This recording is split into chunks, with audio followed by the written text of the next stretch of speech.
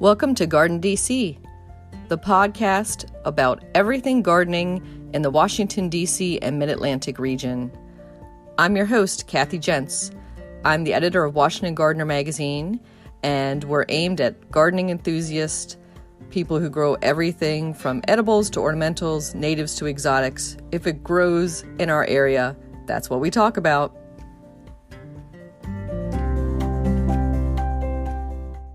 Welcome to episode 172 of the GardenDC podcast. In this episode, we chat with Christopher Barrett Sheridan, the Flower Sommelier, about fragrance in the garden. The plant profile is on Loofah, and we share what's going on in the garden, as well as some upcoming local gardening events in the What's New segment. We close out with a last word on fairy gardens by Christy Page of the Food Gardening Network.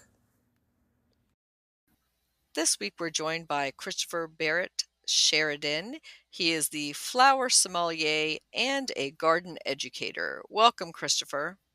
Yeah, thank you, Kathy, for having me.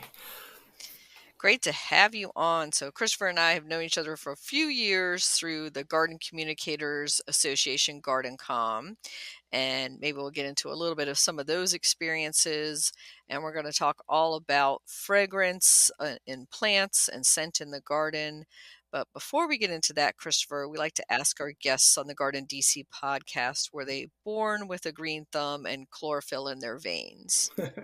And my answer, sadly, is absolutely not. I'm really the first generation in my family to live in their whole life in a suburban area. My parents are originally from Center City, Philadelphia, South Philadelphia. It's a very nice area, but there was really no green for probably the 4 generations leading up to me. And so when did you discover plants? Well, it's a funny story. I was thinking back on this, and my first experiences in the garden would have been at my parents' house when I was 2 or 3, and we had actually a rock garden. It was kind of interesting. I looked up, and the house was built in 1925.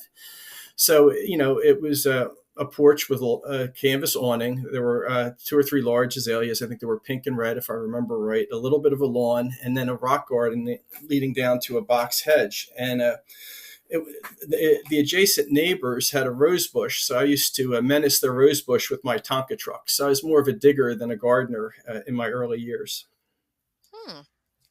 And so when you were playing around that rose bush, did you encounter some scent from that? Do you have any childhood scent memories? Well, I think I don't remember specifically about the rose. The other interesting thing is that I've had allergies my whole life when it comes to dogs and cats and pollen and all of that. So, I really wasn't a fan of yard work until Zyrtec was invented. And but as far as favorable fragrance, Lonicera, there was honeysuckle. My mother was the director of the local recreation center, and there was, I guess, honeysuckle that had escaped, near the ball field and in a couple other places. So that's one of my best memories, I guess, of late spring, early summer when it comes to flowers and plants would be the honeysuckle at the baseball field. Mm-hmm. Yeah, I think a lot of us have that childhood memory of honeysuckle near a playground or some play space as a child and using that to play with or share or, play house or pretend that it was a meal or something that we're sharing with each other because, although you don't eat the blossoms, you can kind of pretend. Yeah, absolutely. I think, the best childhood is one spent with plants. Mm-hmm. So what was your career trajectory? What did you graduate from college and go into? Okay, so originally I studied English literature at Villanova, and then I stayed to do a master's degree in international relations and comparative government, and then I went to Tulane to study environmental law. So I always cared about the environment, and with regard to career, I clerked for a couple judges, trial and appellate, and then I worked for a group called the Committee of 70, which is a government integrity group going back to the Progressive era, 1904. In Philadelphia. So I was in-house counsel, and I also did a lot of civic education, volunteer management. So it was really kind of an interesting place to be. And it was actually genuinely nonprofit and genuinely nonpartisan, mostly focused on voter protection and also just government integrity at the municipal level. And I really love that. And then I developed an autoimmune disease, which is what kind of necessitated the career change. Hmm. And then when you were looking for that career change, what brought plants or gardening into that scope? Well, with regard to, like I said, I'd studied environmental law, and I guess I didn't mention the second house I grew up in was right on Fairmount Park, and that was in the '80s, and that was very much, we had a large lawn and foundation shrubs, a couple of you know um, Japanese maple. It was really a beautiful place, and I'd always gone to went to a private school. It was very green, and also the rec center is where so I spent all my time really in greenery as a kid, one way or the other. And the so when it was time to kind of chart a new direction in life, wanted to be outside. I figured that would be healthy. I also wanted something kind of academic and intellectual, but hands on as well.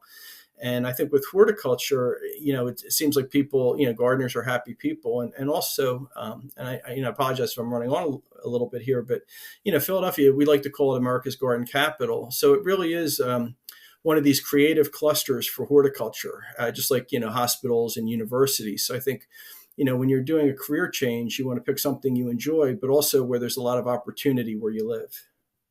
Hmm. I can definitely relate to that. So let's talk a little bit about where you're gardening today and what you're growing. And I know you have two addresses, so let's start with the Pennsylvania one. So Pennsylvania, we do. It's a lot of I have fruit trees. I have cherries and apples, and then also we have daffodils that do well. I mean, our real issue is the deer. So that's I try to plant things. I planted nepeta. We have mint in pots, and I recently purchased some Weigella we're going to plant, as well as a white lilac. So it really it's still sadly mostly because of the deer situation. Lawn and foundation shrubs and some specimen trees. But that's something I'm going to work on changing.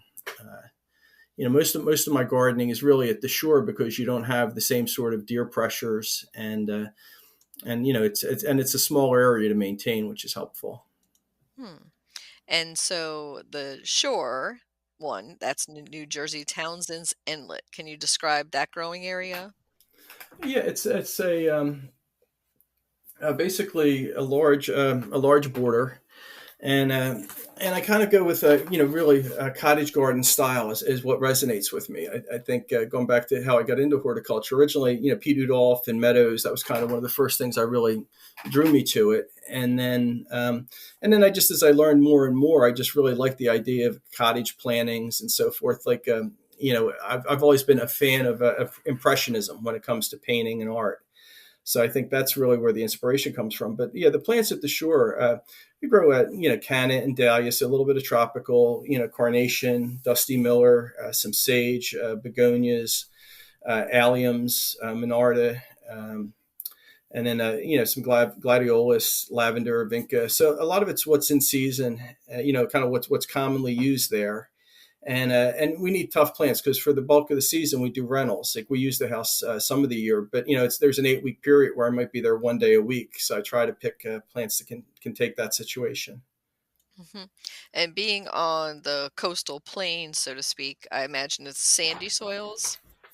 Yeah, really remarkably sandy. But the upside of that is I have echinacea that's 5 or 6 years old because it doesn't have that winter rot. So it's it can be very helpful in a lot of ways. The sandy soil, as long as you have the ability to keep it watered in the heat of the summer. I think it's actually in some ways, some plants actually really thrive in that situation. And no deer, I take it. No deer. One rabbit who only eats the echinacea. So I guess the bunny knows that echinacea is healthy, but it's a smart bunny. But yeah, the rabbit doesn't bother anything else we have there. Hmm. And I imagine that's both zone 6 or 7 at both gardens. I think it's 7A and 7B. So the shore would be slightly warmer. It hasn't quite gotten to frost there yet. Pennsylvania, we're expecting frost tonight. But the New Jersey, we might have another week or two. I'm thinking it might get down to 34, 35 tonight and then bounce back. So Hmm. you do get a longer, it could be a 2 or 3 week longer season if you get lucky. Hmm. And are you growing edibles aside from the fruit trees at the Pennsylvania one? Do you tomatoes or summer edibles or anything like that? Mostly just mint on the deck. My father's been growing tomatoes for most of my life, my adult life, when they moved to a new house in the '80s. And so, so he's known for tomatoes and cucumbers. And so that's a lot of what we do. That's something I really want to do more of, especially now that I'm, specializing in fragrant plants. I really want to grow all of the herbs and a lot of the fruits and vegetables. It's just a matter of, putting a new garden in. And I think, the other challenge is when you have a health condition. I had one year where I had a community garden plot at Morris, and my health would go every 2 or 3 weeks, and I'd get overrun with thistles. So, sometimes, when you have one of these conditions, it's hard to have the continuity of being a gardener.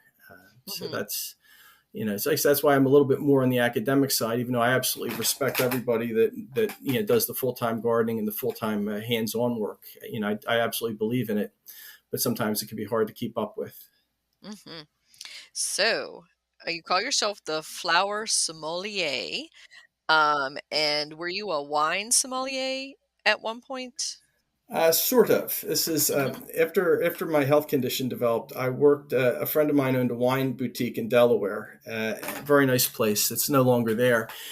And so I started helping out, and then eventually I was basically the weekend manager. So I would write the tasting notes. So I've probably written 400 or 500 wine notes. I've probably tasted 800 or 900 wines, and that's kind of having a literary background and then just an appreciation for wine, and that's what kind of gave me the inspiration for the brand, because it's, in a way, it's serious, but it's also kind of mocking myself. It's meant to be funny. It's meant to give people a smile. That's kind of how I intend it. And in the same sense, I think we should bring the same sense of enjoyment and adventure we have with wine or beer or whiskey, depending on what you enjoy, to flowers. So I think we should, like I said, bring the same enthusiasm, and that's what I'm hoping to promote.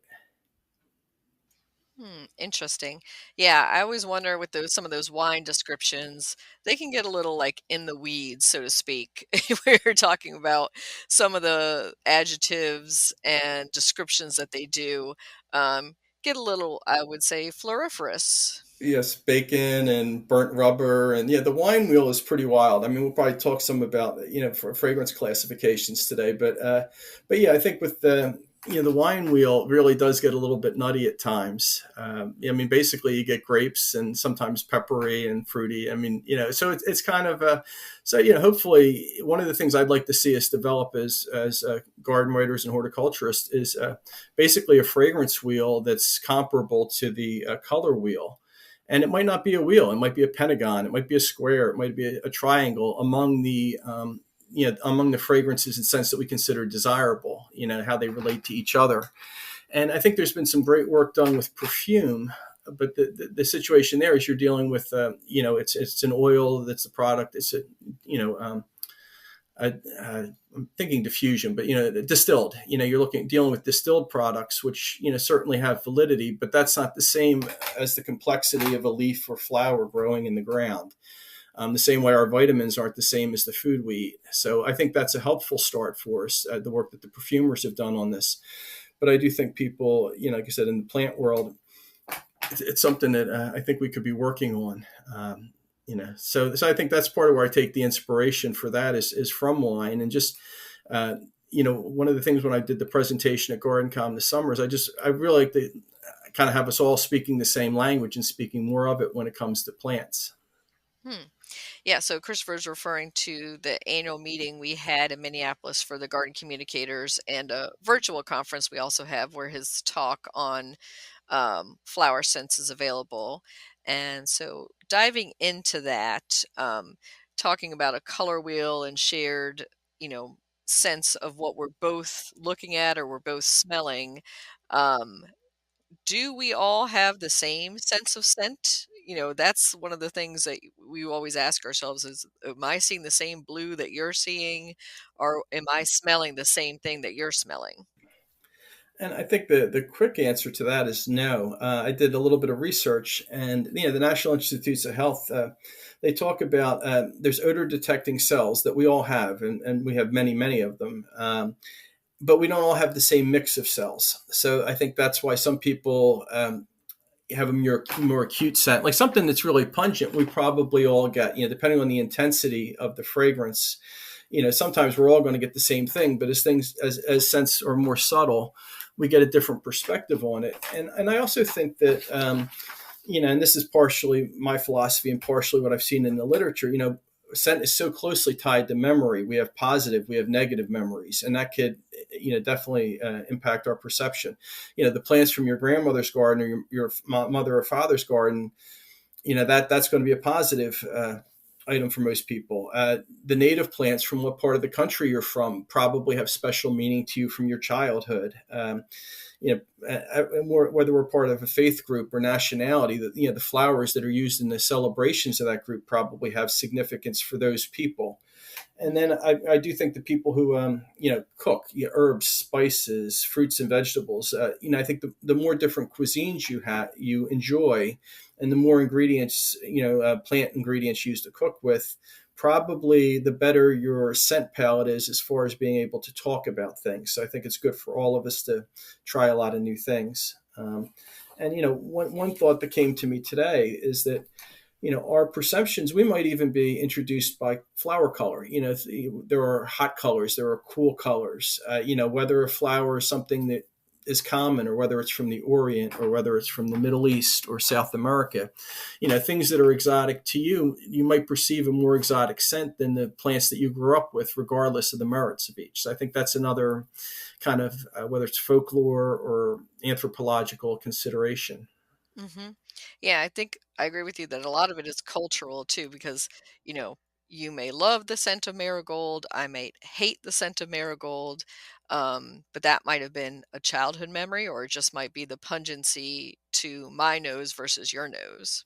And I think there's also, if you think about, those of us who were around in the 70s and 80s, remember when there were like one or two tomatoes at the supermarket. There might have been one carnation you didn't like as a child, but now there are 100, thanks to slow flowers and people like that. So that's another thing to kind of consider, that some of the plants, if we don't love the ones we grew up with, that might not be the best example of the genus or species or any of the subcategories. So that's something to kind of keep in mind too. Just the abundance of choices we have now. I would assume, just like there, you might not like one IPA, but you might love a different IPA if you're a beer drinker. Hmm. Yeah, I think that's very true, especially of roses, because in the Rose Society, we talk about, of course, whether a rose is scented at all. But then you have the classic rose fragrant, that rose essential oil. But there are many roses that have a spicy scent or a lemon scent. And if you were to smell them with a blindfold, you would never say that that's a rose scent. No, absolutely. And I think roses, there's just so much variability because they come from so many parts of the world. I mean, the breeding material. So I think, and that's a whole category in and of itself. And I think roses are probably the greatest challenge in studying fragrance among flowers. It really is a complex category. Hmm. So let's dial it back and talk about, why do plants have scent in any case? Like, what is the purpose of a flower or a plant part having any scent to it? Well, I think that for the most part, it's about attracting pollinators, and when we think of it, most of the scents are pleasing to us are also pleasing, to the bees and the butterflies and so on.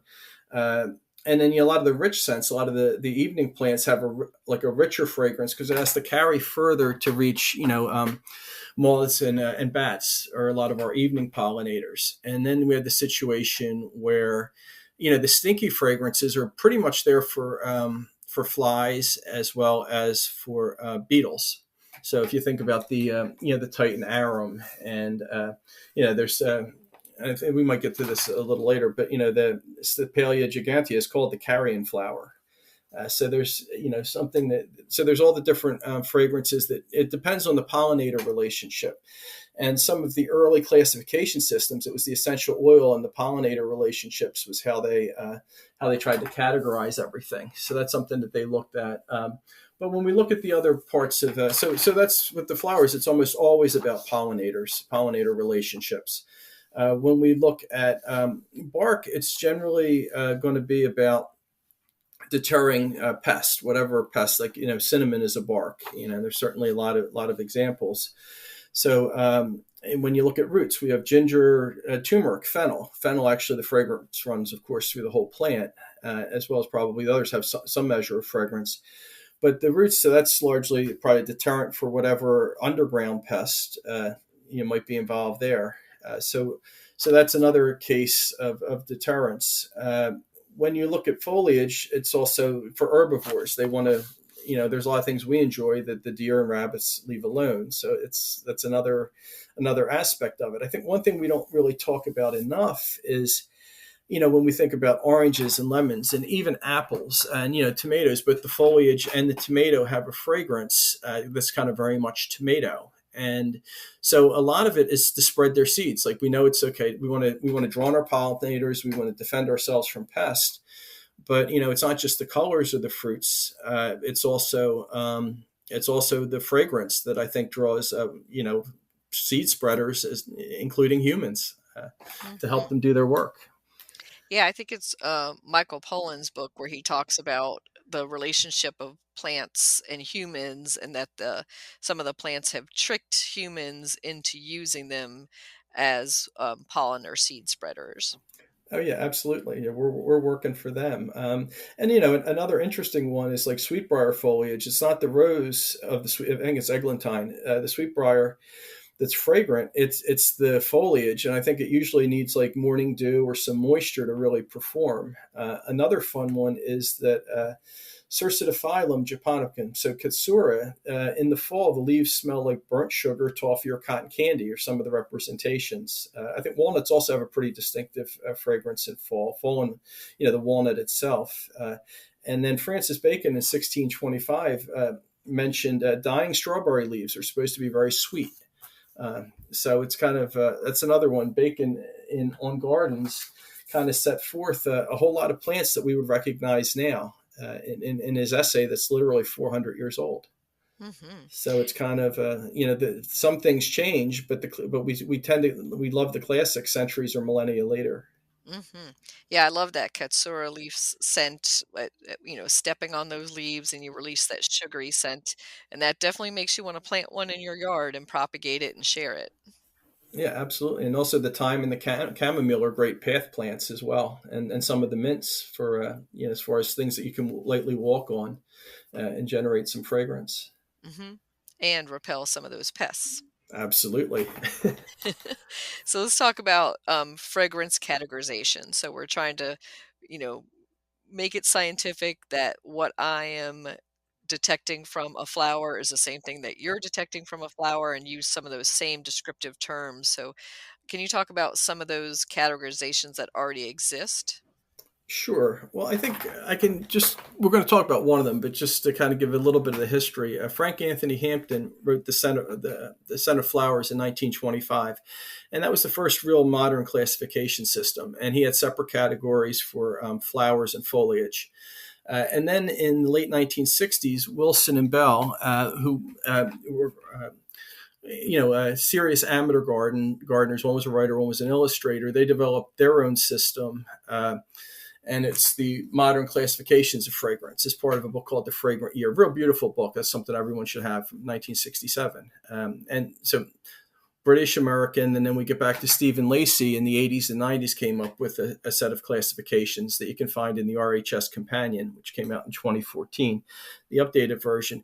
And so Lacey follows Hampton in keeping separate categories for foliage and flowers. And most recently, Ken Druce in The Sensual Garden, he has his own system. It's 12 categories. And what I really like about Ken's system is that he has primary and secondary scents. And I think it was Ellen Hovekamp was his a photographer and also his collaborator. And they went through and really set us up with, they formalized the idea that, what are you, Kathy, you and I might get something different from a flower. Well, Kathy might be getting the primary scent and I might be getting one of the secondary scents, just based on our perception and so forth. So I think that's, kind of a very interesting advance from my point of view that, we can talk in terms of, well, what's the primary? And then there might be 1, 2, 3, 4 secondaries, depending on whether the flower is emerging or at its prime or senescing, and same thing with foliage, is that everything goes through a life cycle. So that really, so secondary qualities or secondary scents really are valuable to our discussion. So that's kind of the big picture of kind of how we got here. And so far, there hasn't really been one unified system. I mean, they all have a lot of merit, but that's one of those things. I think it would be great that if we could get towards a color wheel, something that's, widely accepted and widely used would be great. But I didn't mean to digress too much there. But so just as an example, I'll use Lacey for this one.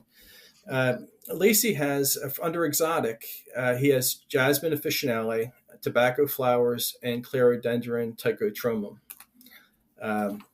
For vanilla and almond, he has Clematis armandii and montana, and then Abilophyllum and Umlaria. And I do apologize for my botanical Latin is not the best. I'm good at spelling it. I'm not necessarily good at speaking it.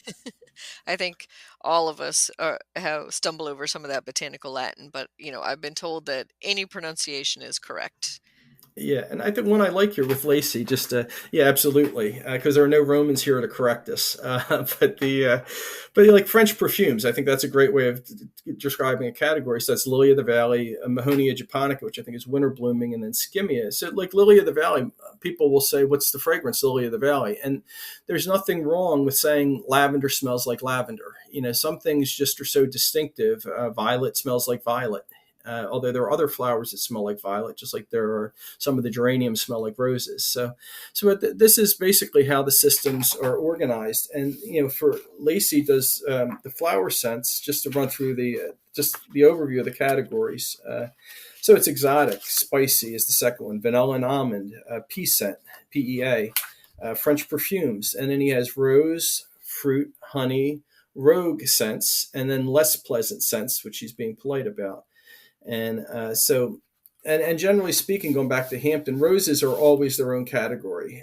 Each of the people who've done this takes a slightly different approach on what belongs in heavy, what belongs, in honeyed, and so forth. Yeah, I think a lot of times we just use simplistic terms like sweet or pungent. And I would think, just trying to classify it as almost an edible type of term. So lemony or spicy or fruity, we're talking more about our taste actually than the scent or fragrance.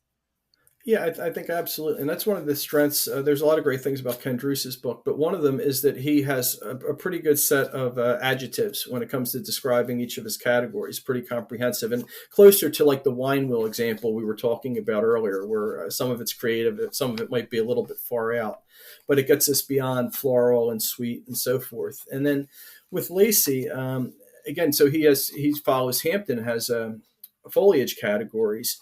So, so just the categories are spice, aniseed, rose for foliage as well as for flower, fruit, camphorous and pungent, resinous, mint and eucalyptus, fresh and green, and then less pleasant, again, putting it politely. So this might be one of those, how, Kathy, you do your different events, your horticultural events. This could be an interesting quiz opportunity. Mm-hmm. Yeah, let's talk a little bit of an aside about some of those not so pleasant scents and how people experience them. So you mentioned earlier the Titan arum.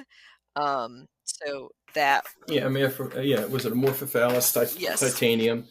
So And that one actually people want to experience the horrific scent of that and be in that room. Why would humans want to do that? I think it's just people. I guess it's like extreme sports. It's extreme flowers, right? Some people are really drawn to that, and it's interesting because usually it's like a reddish brown, the flower, and I think that's the inside of the spathe when it comes to the Titan arum is like a blood red. It really, in addition to the smell, and so that's certainly the most famous of the stinky plants. Another one, and I think we all love the structure of it, like the architecture, the Fritillaria imperialis, Fritillaria. So the crown imperial, I mean, it's usually you have those pendant flowers. They're usually a solid orange or gold with like a little ruffle of it almost looks like a leaf ruffle around them. It's a beautiful plant, but you want to put that at the back of the border. But it's described as foxy and sweaty. So those are things we do not want in the front of the border or under our window. Uh, I mean, another example, and this is interesting because it's the pawpaw, Asamina triloba. The flowers are reddish brown. They're actually kind of pretty. It's a nice little shape. And I guess in some ways it's almost like a little trillium, because of the whole.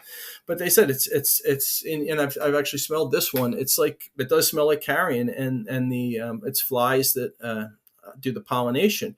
But then the fruit is supposed to be one of the greatest delicacies anywhere, and it's hard to find because it's. I read a great book years ago called Pawpaw, and but you have to be in that region of like Western Pennsylvania, Ohio. I guess parts of Maryland and Virginia might have pawpaws, and you can certainly plant them. I guess you need two of them in order to set fruit. But because it's so perishable, you can't even necessarily find it at the farmer's market unless it's abundant in that area. So, but so you have this awful flower, and then you have this wonderful fruit that comes from it. So that's kind of an interesting thing. Another famous one would be the ginkgo, the fruit, right? Is Yes. is something that it can be, and they actually had these at my grade school, and I remember walking on them. It was awful, the ginkgo fruit, I guess in the fall. But I know some cultures that the seeds, people roast the seeds, and there's warnings to eat them in small quantities, but the seeds are a delicacy. I think, especially among Asian cultures. So that's another one that you would think if you looked at it, you would never know that there was something really special inside. Mhm. Yeah, I think many of us especially in Washington, DC, have had that experience of coming around a corner of a block and smelling something, akin to dog vomit, let's just call it that, and not knowing where it came from and then realize you're stepping in it.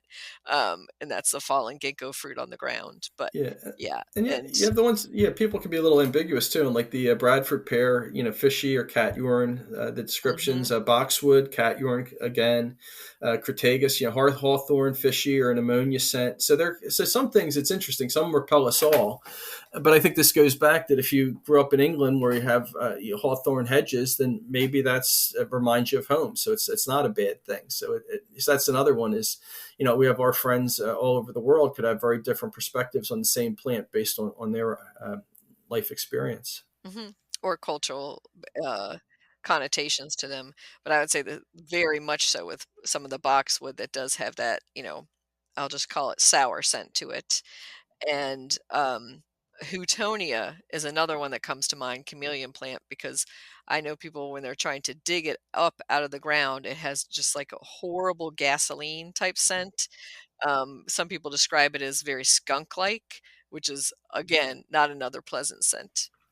Yeah, there's the skunk cabbage is another one with a reddish brown and green the spathe rotten flesh, and then the when you look at the terminology when we did the presentation this summer, it was I had all the botanical Latin that refers to what's it called to fragrance, and one of my favorite hircine if I'm pronouncing it right, and it's goat like, I don't know. You want anything goat? Certainly not among your house plants. I mean, maybe Mhm. at the back of the border, but that's it. But it's funny some of the terms that come up to describe these plants. Mhm. And I'm thinking in particular of plants that have it in their common name too, like stinking hellebore, Hmm. Helleborus fetidus, so Yeah. fetid, and it really doesn't smell that bad. That makes it sound like something you would never want in your garden. I know it's something you send to your worst enemy if you could. But The yeah, the ones when it has something like corpse flower as a name, I think you can pretty much bet that you're not going to enjoy that. Yeah, and that's the other thing I talked about in the summer is the common names can be sweetgrass, and you can think of all the different common names for these plants that really also help us understand that it's a fragrant plant. Some are negative, some are positive. But it's interesting the tie between the fragrant plants and the folklore as well as the language of flowers is very strong. Mhm. Yeah, I'm thinking back to a lot of poetry, especially, from Shakespeare on, using some of those. And some of those that some poets refer to, we don't get much of a scent anymore. So the poet might talk about primroses and unless I'm getting down all the way, down to the ground, I'm not really smelling a primrose that much. No, I think it's yeah. A lot of it is the history of breeding. I mean, generally, if larger flowers or longer bloom period. I think with genetics, whatever you get, you're generally giving something up. Is kind of the common wisdom on that. So hopefully we'll see. And I think I've already begun to notice it in the last year or two. People are talking more about fragrant plants. I've seen more advertising. Hopefully, we get back to breeding plants for their fragrance and not just their color and longevity and durability. hmm I think that's true. A lot of the landscape roses, the fragrance was bred out, not on purpose, but just because other traits were selected for, and that can certainly be bred back in just by introducing a more fragrant cross with it. Oh, yeah, absolutely. I think that's I think that's the future. We'll see that. So, how about some fragrant houseplants? So, having them inside, I think in particular when I say houseplants about paper whites, enforcing them for the holiday season. And I'm not a huge fan of that kind of astringent smell, that strong smell, or forcing the Dutch hyacinths can be a little bit too fragrant, even though it's a pleasant fragrance, it's just a little too much in a confined space. I think that's true. Like the intensity of hyacinths. I'm not really a fan of paper whites. That's one that I kind of always felt was a little bit strong. I haven't smelled it myself, but you have Hoya, and then really there's so many different orchids. If you're looking for a fragrant house plant, I think there's probably literally hundreds, if not thousands, of orchids that offer that. And that's a category I haven't had a chance to get deep into just because it's so massive. But I know, but there's actually a book by Stephen Frowine on fragrant orchids that's very good.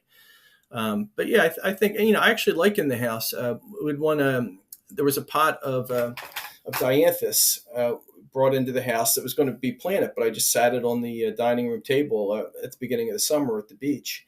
And it perfumed the whole house in a pleasant way with the spiciness and all of that. And I don't remember the cultivar, but that's something that and in some ways it's interesting too. That would probably be thought of as a more masculine scent. Some scents are probably considered more feminine, but I think they're all special. It's kind of like there's a season for everything. hmm So there's the things you truly love, but I think it's good to make room for things that are interesting as well, and hmm maybe you grow to love them. Yeah, and I like your example of the dianthus because, again, the florist carnations that have been bred for decades now are pretty much scent free, and I would say generic. But when you're getting those garden grown carnations, the dianthus, you have that beautiful spiciness to them.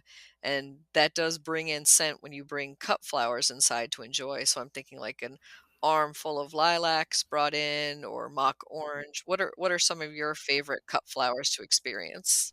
Uh, yeah, I like lilac. I mean, mock orange. I definitely like anything citrusy. Is it Magnolia grandiflora? So I think the citrusy magnolias. Cherry blossoms, wonderful. Apple blossom too, and that's something that you can do. If you have a tree, you can bring some cuttings in. Winter sweet is one of my favorite. I guess it's Chimonanthus praecox. They have one at Morris Arboretum by the Welcome Center that's just really wonderful because in February that's really what's popping. And it's more subtle. All the witch hazels I think are a good category that can also be used as cuttings as well. Um, just and it just there's so many to choose from. Sometimes I get a little bit overwhelmed thinking through the list. Daffodils. It's a narcissus. Mhm, Was it the triand? Usually the smaller and the species daffodils, I think, tend to have the most fragrance.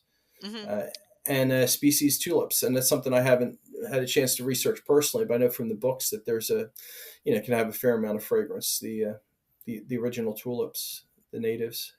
Yeah, I think they have a I've forced them indoors, and they just have a very light fragrance, not as much compared to, say, a daffodil or a hyacinth, but still good. And I was gonna say for the, witch hazel, I don't know anybody who doesn't love the scent of witch hazel flowers. Oh yeah, absolutely. It's really, and I think it's a lot like the snowdrops and the Eranthus hymalis. Winter aconite. It's like with the way we love the small bulbs in the winter.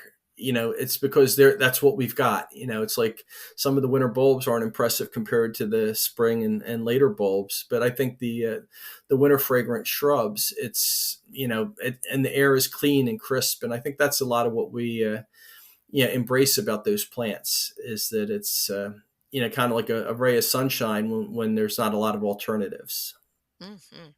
And I'm also thinking of like the depths of summer when it's hot and humid out, and the lilies, anything in the lilium family, it just, kind of just hangs in the air really thickly. I love that scent.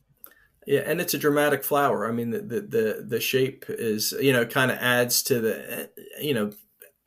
the fragrance fits the flower, and it's funny. Sometimes it's almost like, people and their dogs matching or something.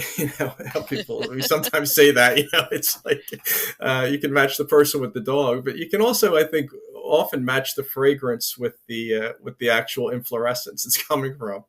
Hmm. Yeah, and sometimes you're standing in the middle of the garden and you don't know where that scent is coming from. And I think osmanthus is one of those that I would call sneakily scented.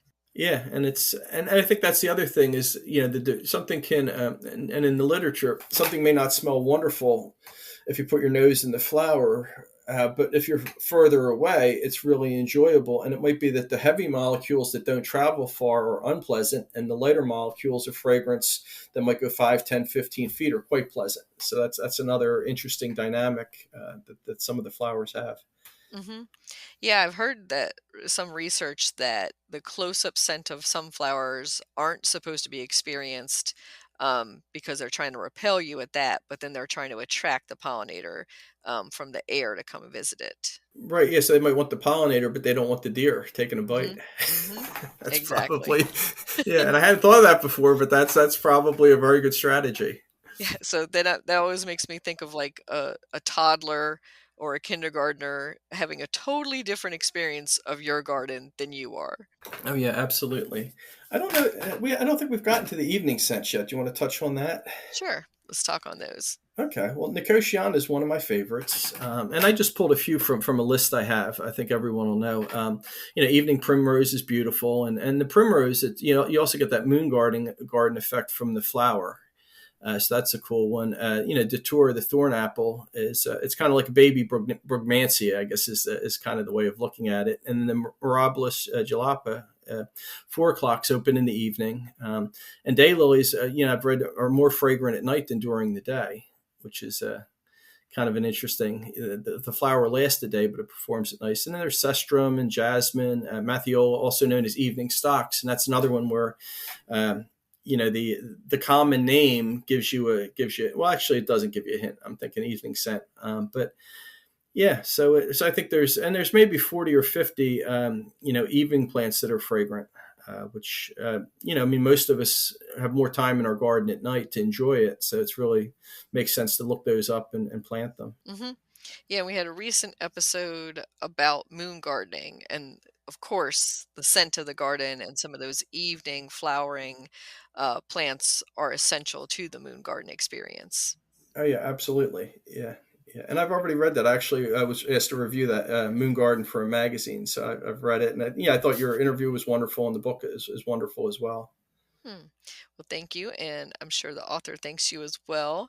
So, wrapping up about scents in the garden, what can we say to those people who don't have much of a sense of smell? What are some really strong plants that they might still be able to experience or detect? Well, I think I'm just pulling up we have like I said, Wilson and Bell under the heavy category. We have the Lilium auratum, we have Hmm. jasmine, we have orange blossom, we have gardenias, jonquils, the narcissus, cestrum. Uh, I think honeyed would be another good category if you think Hmm. about. Hawthorn, they have arbutus, mahonia. Is in the heavy category. So yeah, and I think I'm just kind of thinking about it, but I think things that are more pungent, and the other one is, people can. I actually recently ordered one of those aromatherapy kits, and it has maybe 70 different flower essences. So I'm going to try and teach myself with the aromatherapy items, just to, things that we just don't encounter. We know the names of, but you rarely see them in a public garden. Mm-hmm. So I think that's, whether it's people, arranging flowers or, growing them in their garden or just visiting public gardens. And at least the literature does say that we lose our sense of smell does decline for many of us as we get older. So I think just like your brain, just like your muscles, the best way to keep it is probably to actively use it. So I think that's for people that have a lesser sense of smell, maybe to try and train it to the extent they can.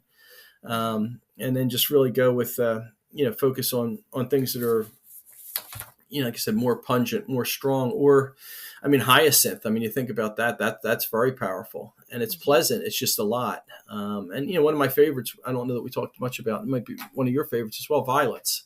I just, I love the happy faces and the fragrance is just like spring. That's kind of how I think of it.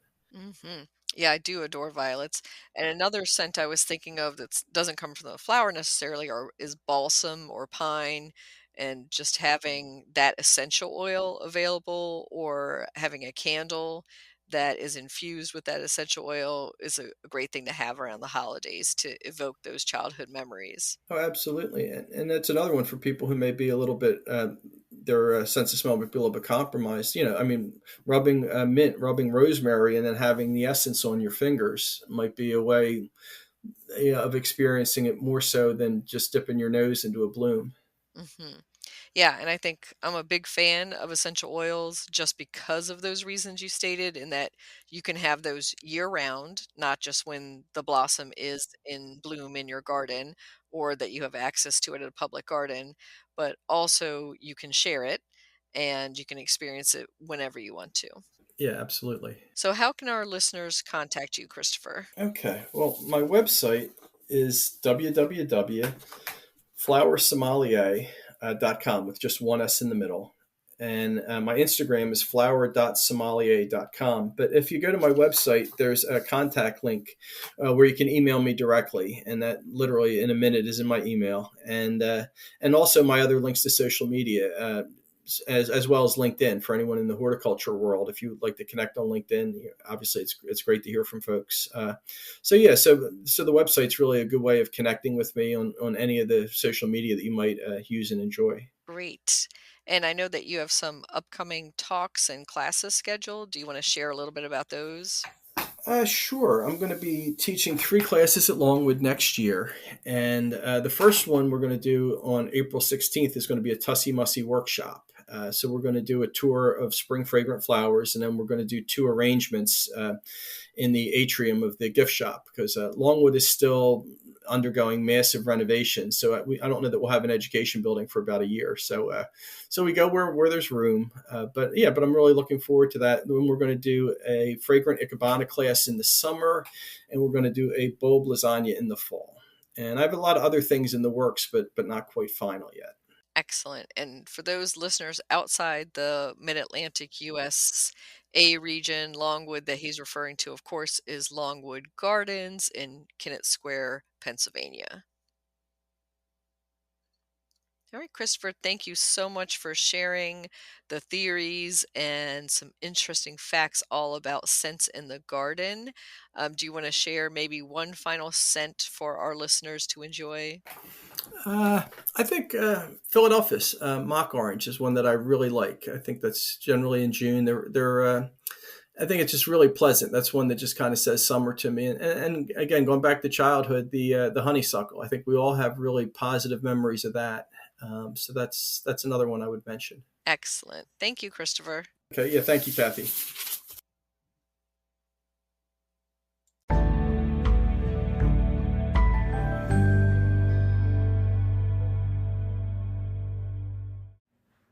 Loofah plant profile. Loofah species, is a gourd that is dried and used to make a sponge. It is an annual vine that is part of the cucumber and squash family. It is hardy from USDA zones 7 to 13. There are 2 main kinds of loofah, the Loofah aegyptica, also known as the angled loofah, ridged loofah, Chinese okra, or vegetable gourd, and the loofah accutangular, or loofah cylindrica, also known as the smooth loofah, Egyptian loofah, dish rag gourd, or gourd loofah. Plant them from seed in late spring in a full sun location with good draining soil that has been amended with compost or aged manure. The vines can grow up to 30 feet, so a large trellis or fence is required to support them. The bright yellow flowers of the loofah vine are quite attractive. When pollinated, they grow into a long green gourd. Leave them on the vine until they start to turn yellow or brown. Then peel them to reveal the fibrous sponge inside. Shake out the seeds and save a few to plant next year. Then wash off any sticky sap in a bucket of soapy water. Dry them in the sun. The young fruits and flowers of the loofah vine are all edible as well. Loofah vine can be attacked by the cucumber beetle and can get touched by powdery mildew during hot, humid weather. Otherwise, it's relatively disease and pest-free. The vines will die after they are hit with a frost and can then be composted. Loofah, you can grow that.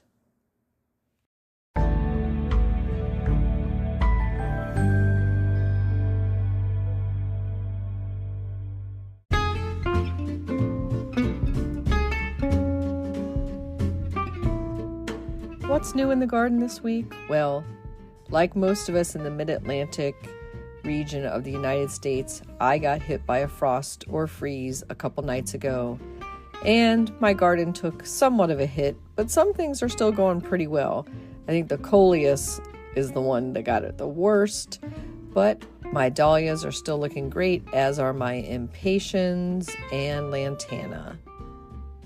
Some local gardening events that you might want to attend include the virtual meeting of the Potomac Rose Society on Sunday, November 19th at 2 p.m. It is a spring rose garden tour, and that will take you through several rose gardens up and down the East Coast, starting with the Jasper Crane Rose Garden at Brandywine Park in Wilmington, Delaware, and ending with the Reisenhausen Park Rose Garden of the Garden Club at McKee's Arboretum, McKeesport, Pennsylvania. And you can sign up for that for free. It is open to the public. You just have to register to get the Zoom link at potomacriose.org. Another upcoming event that I'd love for you to participate in is the discussion group, our Garden Book Club, and that is on Thursday, November 30th from 6:30 to 8 p.m. via Zoom, and you can register for that through our washingtongardener.blogspot.com website, and just look for the Garden Book Club. And we are discussing Orchid Muse, A History of Obsession in 15 Flowers by Erica Hanikel. And another event that I know you'll be looking forward to this holiday season is Longwood Garden's celebration of a very retro Christmas that starts on November 17th and runs through January 7th, 2024. Longwood Gardens is, of course, located in Kennett Square, Pennsylvania, and it has time tickets, so you'll need to register and purchase those through longwoodgardens.org. Happy gardening!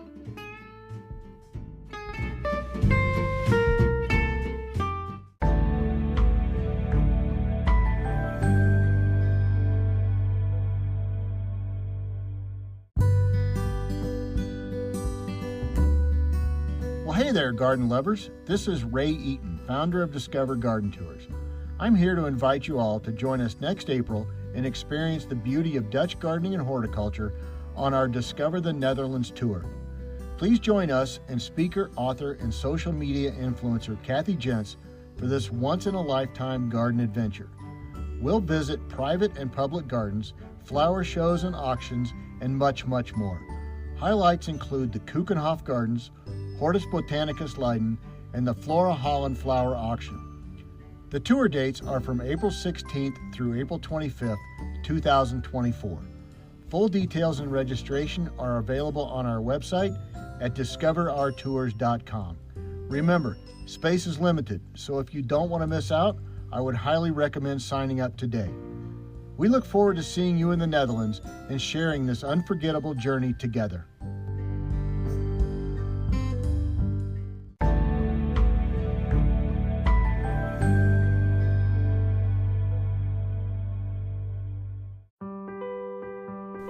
Get low-maintenance alternatives to lawns with the new book Ground Cover Revolution by Kathy Jentz. Reducing the lawn is among the biggest trends in homeownership, with an endless stream of homeowners looking for an eco-friendly alternative to a traditional, everyday grass lawn. In the last 3 years alone, over 23 million American adults converted part of the lawn to a natural landscape, and now are looking to do even more. The biggest challenge to adopting this new ideal of the perfect lawn is knowing how and when to replace your turf and which plants are the best ones for the job.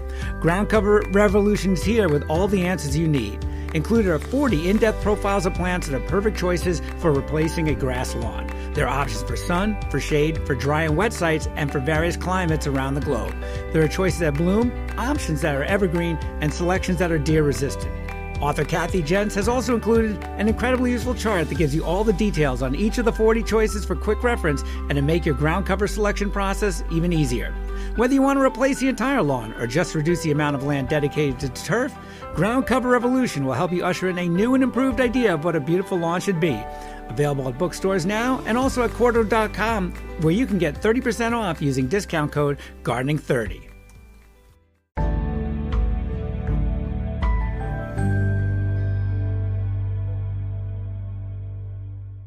In the new book, The Urban Garden by Kathy Jentz and Terry Spate, you'll find dozens of inspiring and creative ways to grow flowers, shrubs, vegetables, herbs, and other plants in small spaces and with a limited budget.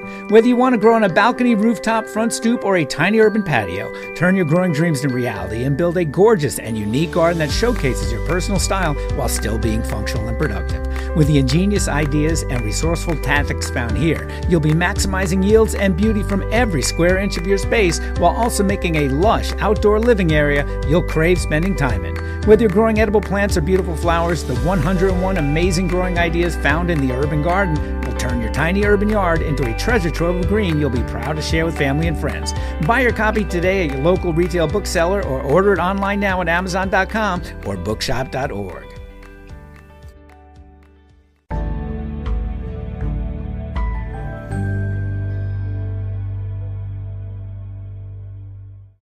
This is the last word on My Fairy Garden by Christy Page at Green Prints. I have always been fascinated by fairy gardens. As a child, I completely believed in fairies. I was convinced that they lived in nooks and crannies. They used buttercups to bathe in and spent afternoons napping under mushrooms. If there was a sparkle in a sunbeam, it was a fairy flitting by. And if there was a light tinkling sound, it was their laughter. I believed in a world of magic. As I grew up, I did not want to let go of that magic. I shared stories with my daughters of little woodland creatures. Fairy tales were a part of our nighttime rituals. As my daughters grew older, they may not have believed in magic and fairies, but they at least humored me. I visited several small fairy and gnome gardens and paths. They intrigued me. The time and dedication it took to plan out a fairy village or a gnome path was inspiring. There's even one a couple towns over from me where they welcome people to walk down the path and admire the decorations. This made me think that it might be time to start my own fairy garden. I mentioned it to my family, and although they may not have thought I was a little crazy, they were all on board. That Christmas, I received fairy and gnome items from pretty much every family member. I could not wait for spring. Once the snow had melted and spring was well upon us, I started planning out my fairy garden. I had houses, a little pond, benches, bridges, and even a little Ferris wheel. I spent an entire afternoon one weekend setting things up. I had the fairies all on one side with a town center and a park. Over the bridge, which was guarded by a dragon, is the gnome village. They have a small pond with lily pads and houses that look like tree stumps. I just let my imagination run away from me as I created my own little world of magic. I asked my daughter what she thought once it was all set up, and being a teenager at this point, she didn't quite believe in the magic anymore. She said that it looked like a 5-year-old had been playing outside and forgot to bring their toys in. I had to chuckle because that's kind of how I felt. The world I'd been creating in my head for years was finally in front of me. Each year, I add a new piece to my garden. Unfortunately, I usually have to remove a piece that was damaged by the elements as well. None of this deters me though. I feel like I have a magical little kingdom in my own yard. While this garden may not have many flowers, although there are a few mushrooms and succulents, the amount of joy it brings me is immeasurable. And after all, shouldn't a garden bring joy first and foremost? This was the last word on my fairy garden with Christy Page at greenprints.com.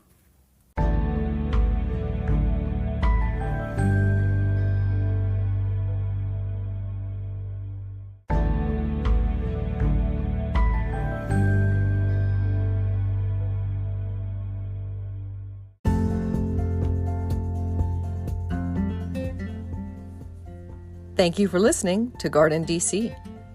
You can become a listener supporter for as little as 99 cents a month by going to anchor.fm/GardenDC/support.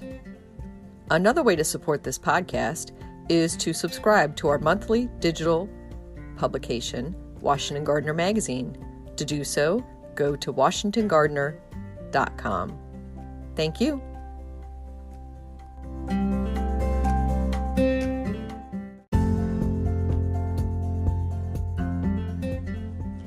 You can find Washington Gardener online at washingtongardener.com, on Twitter at WDC Gardener, on Instagram at WDC Gardener, and on Facebook.com at Washington Gardener Magazine.